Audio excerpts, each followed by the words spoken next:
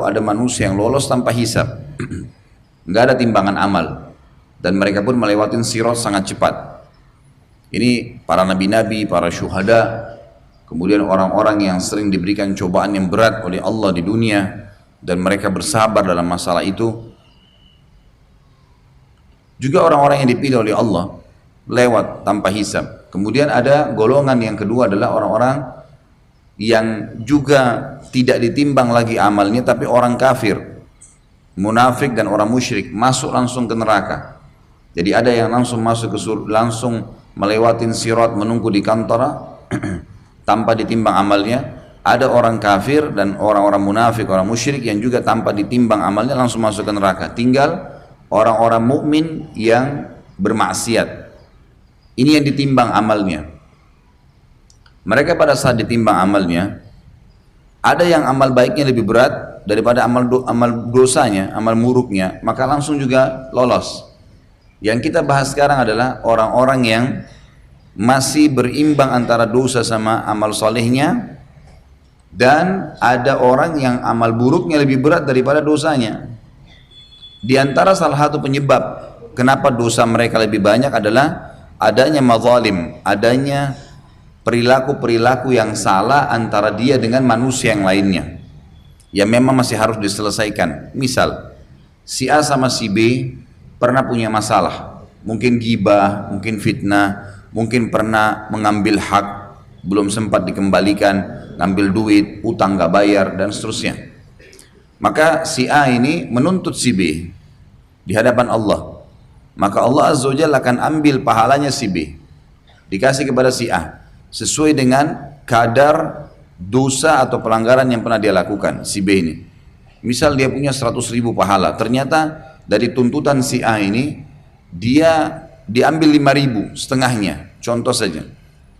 Maka si A lolos masuk ke surga, karena jadi berat mendapatkan hak dari si B. Si B sekarang ternyata sisa 5.000 pahalanya, tetapi dosa si B hanya 4.000. Berarti si B walaupun sudah dituntut lolos kan? Baik, loloslah kedua si A sama si B ke kantor. Dua-duanya lolos nih, gitu kan? Karena dua-duanya timbangan amalnya lebih baik. Nah, si A sama si B ini adalah masuk dalam hadis yang sedang kita bahas. Nanti sebelum masuk ke surga, mereka akan saling membersihkan hati satu sama yang lain. Walaupun tadinya si A menuntut si B, apa boleh buat, di timbangan amal harus. Tapi tidak ada orang masuk ke dalam surga dalam kondisi hatinya kotor, nggak ada. Maka nanti si A sama si B akan dipertemukan oleh Allah Azza wa Jalla di kantara. Lalu Allah membersihkan hati mereka, nggak ada lagi dendam. Termasuk suami istri yang pernah bercerai di dunia, ada ribut antara orang tua sama anak, teman sama temannya, tapi mereka memang di timbangan amal sudah lolos, karena amal baiknya masih lebih berat daripada amal buruknya setelah dituntut pun oleh orang yang punya hak.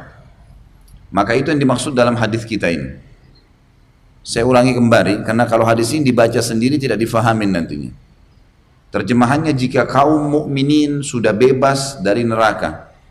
Kalau ini nggak dijelaskan, mungkin Bapak Ibu akan faham ada orang-orang beriman yang masuk ke neraka.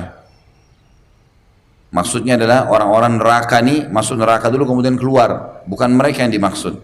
Maksudnya adalah sampai di sini dikasih tulisan kecil di situ, tambahkan sampai kalimat jika kaum mukminin sudah bebas dari neraka, maksudnya lewat di atas neraka melalui sirat.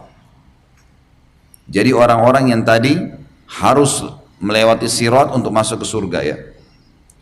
Mereka tertahan di jembatan, tadi saya bilang terjemahannya adalah juga bisa lapangan yang luas. Di antara surga dan neraka, maksudnya ini sebenarnya di hadapan surga, karena neraka sudah lewat. Tadi melewatin sirat itu di atas neraka, sudah dilewatin. Lalu mereka saling menuntut hak yang pernah dizalimi yang berlangsung di antara mereka di dunia. Maksudnya mereka saling membersihkan hati. Makna daripada menuntut sini bukan lagi ngambil-ngambilan pahala, bukan. Tetapi sudah pembersihan hati.